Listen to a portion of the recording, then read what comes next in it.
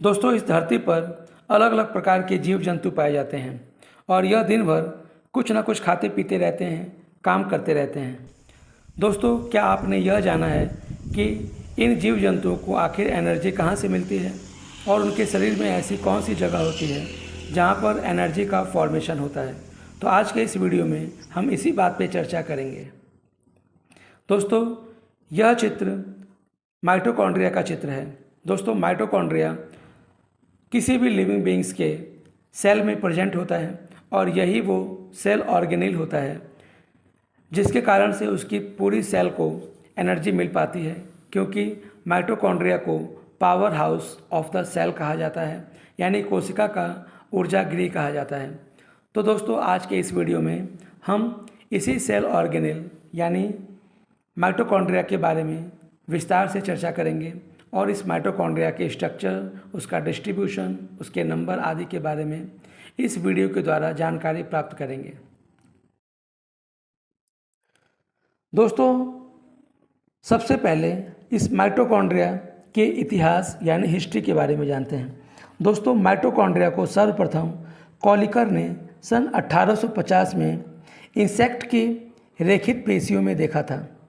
सन 1890 में अल्टमान ने कोशिकाओं में माइटोकॉन्ड्रिया का उल्लेख किया था और बेंडा ने 1897 में इन कोशिकांगों को माइटोकॉन्ड्रिया का नाम दिया था।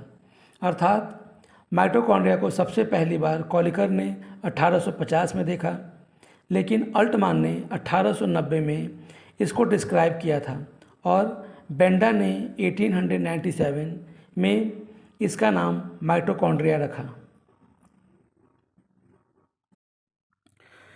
तो चलिए, हिस्ट्री के बाद अब जानते हैं इस माइटोकॉन्ड्रिया का डिस्ट्रीब्यूशन, यानी ये किन किन जीवों में पाया जाता है। दोस्तों, माइटोकॉन्ड्रिया बैक्टीरिया और नीली हरी शैवालों को छोड़कर सभी पौधों एवं जंतुओं की सजीव कोशिकाओं में माइटोकॉन्ड्रिया पाया जाता है।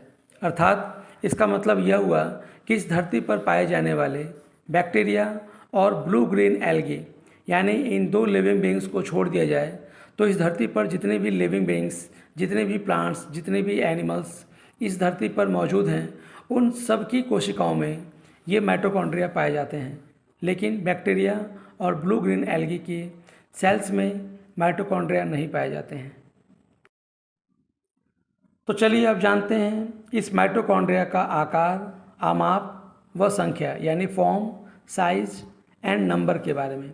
दोस्तों, माइटोकॉन्ड्रिया का आकार छड़ के आकार के गोलाकार या धागे के समान रचनाएं होती हैं, जिसमें इसीलिए इसका नाम माइटोकॉन्ड्रिया पड़ा है, क्योंकि माइटोकॉन्ड्रिया जो पूरा वर्ड है वो माइटोस जिसका मतलब होता है थ्रेड और कॉन्ड्रियन जिसका मतलब होता है ग्रैन्यूल से बना हुआ है। अर्थात माइटोकॉन्ड्रिया छड़ के आकार के गोलाकार या धागे के समान रचनाएं होती हैं। इनका आमाप यानी इनकी लंबाई 1.5 माइक्रोन से 10 माइक्रोन के बीच होती है और इनका डायामीटर यानी इनका व्यास 0.2 से 2 माइक्रोन के बीच में होती है। दोस्तों, अगर संख्या की बात की जाए तो माइटोकॉन्ड्रिया 1 से लेकर के हजारों तक हो सकती है। दोस्तों, विभिन्न जीवों की कोशिकाओं एवं एक ही जीव की अलग अलग कोशिकाओं में माइटोकॉन्ड्रिया की संख्या अलग अलग होती है। शैवालों की कोशिकाओं में केवल एक माइटोकॉन्ड्रिया होता है, जबकि ईस्ट सेल में 10 से कम माइटोकॉन्ड्रिया होते हैं। इसी प्रकार वर्टिब्रेट्स की प्रत्येक कोशिकाओं में 100 से लेकर के कई हजार माइटोकॉन्ड्रिया होते हैं। इसी तरह से सामान्य लीवर सेल में 1000 से लेकर 1600 तक माइटोकॉन्ड्रिया होती हैं। तो चलिए अब जानते हैं माइटोकॉन्ड्रिया के स्ट्रक्चर के बारे में। दोस्तों, माइटोकॉन्ड्रिया दोहरी दीवारों वाली एक खोखली थैलीनुमा या फ्लास्क नुमा संरचना होती है। इनमें 2 लेयर्स व 2 चैम्बर्स होते हैं। दोस्तों, अगर इसके मेम्ब्रेन की बात की जाए, जिसको माइटोकॉन्ड्रियल मेम्ब्रेन कहा जाता है, वो 2 होती हैं, जिसमें से बाहर वाली मेम्ब्रेन को आउटर मेम्ब्रेन जबकि अंदर वाली मेम्ब्रेन को इनर मेम्ब्रेन कहा जाता है।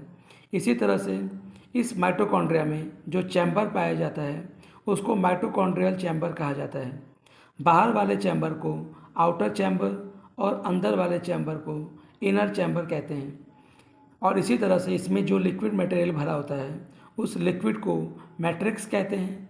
और इसकी जो इनर मेम्ब्रेन होती है उसमें कुछ लॉलीपॉप्स लाइक स्ट्रक्चर्स पाए जाते हैं जिसको F1 पार्टिकल्स या ऑक्सीसोम्स कहा जाता है। तो चलिए इन सब स्ट्रक्चर्स को उसके चित्र के माध्यम से समझने की कोशिश करते हैं। दोस्तों, यह माइटोकॉन्ड्रिया का स्ट्रक्चर है। इसमें सबसे पहले आपको माइटोकॉन्ड्रियल मेम्ब्रेन के बारे में बताते हैं। दोस्तों, जैसा कि आपने जाना, इस चित्र में भी देख रहे हैं, इसमें मेम्ब्रेन दो तरह की होती हैं, आउटर मेम्ब्रेन और इनर मेम्ब्रेन। दोस्तों, आउटर मेम्ब्रेन एक चिकनी और लगभग 60 एंगस्ट्रॉम मोटी होती है और माइटोकॉन्ड्रिया को चारों ओर से घेरे रहती है। यह एंडोप्लाज्मिक रेटिकुलम की झिल्लियों से समानता प्रदर्शित करती हैं। इसी प्रकार से जो इनर मेम्ब्रेन होती है यह लगभग 64 एंगस्ट्रॉम मोटी होती है और 60 to 80 एंगस्ट्रॉम चौड़े स्थान द्वारा आउटर मेम्ब्रेन से अलग रहती है। यह माइटोकॉन्ड्रिया की गुहा में उंगलियों की तरह से उभार में निकली होती हैं। इनके पटों को माइटोकॉन्ड्रियल क्रेस्ट या क्रिस्टी कहते हैं। क्रिस्टी भीतरी गुहा को अनेक परस्पर संबंधित चैम्बर्स में डिवाइड कर देती है। चलिए अब जानते हैं माइटोकॉन्ड्रियल चैम्बर के बारे में। जैसा कि आपने जाना कि इसमें भी चैम्बर दो तरह के होते हैं, आउटर चैम्बर और इनर चैम्बर। दोस्तों, आउटर चैम्बर यह माइटोकॉन्ड्रिया की दोनों लेयर्स के बीच का स्थान होता है जो क्रिस्टी के क्लोड में भी फैला रहता है। इसकी चौड़ाई लगभग 60 to 70 एंगस्ट्रॉम होती है। इसे पेरी माइटोकॉन्ड्रियल चैम्बर भी कहते हैं। इसी तरह से जो इनर चैम्बर होता है यह भीतरी लेयर द्वारा घेरे गए स्थान में होता है। यह काफ़ी चौड़ा होता है। इसमें माइटोकॉन्ड्रियल मैट्रिक्स भरा होता है और यह होमोजेनस होता है। चलिए अब जानते हैं इसके मैट्रिक्स के बारे में। दोस्तों, मैट्रिक्स छोटे अणुओं तथा विलयशील प्रोटीन से युक्त सांद्रता वाले जेल के समान पदार्थ होता है। इसमें कुछ महीन कणिकाएं भी होती हैं। कणिकाएं मैग्नीशियम आयन तथा कैल्शियम आयनों को बंधित करने वाले स्थान हैं। इसमें कुछ 70S राइबोसोम तथा DNA भी होता है। चलिए अब जानते हैं F1 पार्टिकल यानी ऑक्सीसोम के बारे में। दोस्तों, भीतरी झिल्ली तथा क्रेस्ट पर 80 से 100 एंगस्ट्रॉम आकार के अनेक कण लगे होते हैं। ये एक छोटे से डंडी द्वारा झिल्ली से जुड़े रहते हैं। इन कणों को F1 पार्टिकल या ऑक्सीसोम कहते हैं। प्रत्येक माइटोकॉन्ड्रिया में इन F1 पार्टिकल की संख्या 10⁴ से 10⁵ तक होती है। ये कण भीतरी झिल्ली पर स्थित होते हैं। प्रत्येक F1 पार्टिकल में 3 पार्ट होते हैं, आधार भाग, वृंत भाग तथा शीर्ष भाग। आधार भाग, जिसको F0 कहा जाता है, में इलेक्ट्रॉन ट्रांसफ़र चेन के एंजाइम होते हैं, ताकि शीर्ष भाग F1 में ATPase या ATP सिंथेटेज एंजाइम होता है। यहाँ ADP के फास्फोरिलेशन से ATP बनते हैं। अर्थात यही F1 पार्टिकल या ऑक्सीसोम वो पार्टिकल्स होते हैं जिनकी वजह से ATP का फॉर्मेशन इस माइटोकॉन्ड्रिया में हो पाता है और यह माइटोकॉन्ड्रिया पूरे सेल को एनर्जी देने का काम कर पाता है। तो दोस्तों, माइटोकॉन्ड्रिया में उपस्थित जो F1 पार्टिकल्स या ऑक्सीसोम्स होती हैं, इन्हीं की हेल्प से माइटोकॉन्ड्रिया के अंदर ATP का फॉर्मेशन हो पाता है और यह माइटोकॉन्ड्रिया एनर्जी कोशिका को प्रोवाइड कर पाता है। चलिए अब लास्ट में जानते हैं फंक्शंस ऑफ माइटोकॉन्ड्रिया के बारे में। दोस्तों, माइटोकॉन्ड्रिया को power house of the cell यानी कोशिका का ऊर्जा गृह कहा जाता है, क्योंकि माइटोकॉन्ड्रिया में Krebs cycle, electron transport system और फास्फोरिलेशन एंड ATP फॉर्मेशन होता है, जिस कारण से यह माइटोकॉन्ड्रिया पूरे सेल को ATP प्रोवाइड कर पाता है और इसी ATP के कारण पूरे सेल को एनर्जी मिल पाती है। तो इस वजह से, क्योंकि माइटोकॉन्ड्रिया में ATP बनती हैं और इसी ATP से पूरे सेल को एनर्जी मिल पाती है, इसीलिए माइटोकॉन्ड्रिया को power house of the cell कहते हैं या कोशिका का ऊर्जागृह कहा जाता है।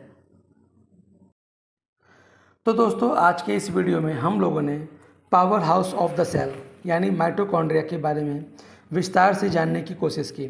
इस वीडियो के द्वारा हमको माइटोकॉन्ड्रिया का इतिहास पता चला, माइटोकॉन्ड्रिया का डिस्ट्रीब्यूशन पता चला, माइटोकॉन्ड्रिया का फॉर्म, साइज और नंबर के बारे में पता चला, और माइटोकॉन्ड्रिया का जो अल्ट्रा स्ट्रक्चर होता है उसके बारे में भी विस्तार से चित्र के माध्यम से हम लोगों ने जानने की कोशिश की। और अंत में हम लोगों ने फंक्शंस ऑफ माइटोकॉन्ड्रिया यानी माइटोकॉन्ड्रिया का क्या काम होता है इसके बारे में भी जानने की कोशिश की। तो उम्मीद है माइटोकॉन्ड्रिया से संबंधित यह जानकारी आपको ज़रूर पसंद आई होगी। तो इस वीडियो को लाइक ज़रूर करें और हमारे इस चैनल को सब्सक्राइब ज़रूर करें, जिससे कि हम ऐसे ही इम्पोर्टेंट और नॉलेज वाले वीडियो आपको देते रहें। धन्यवाद।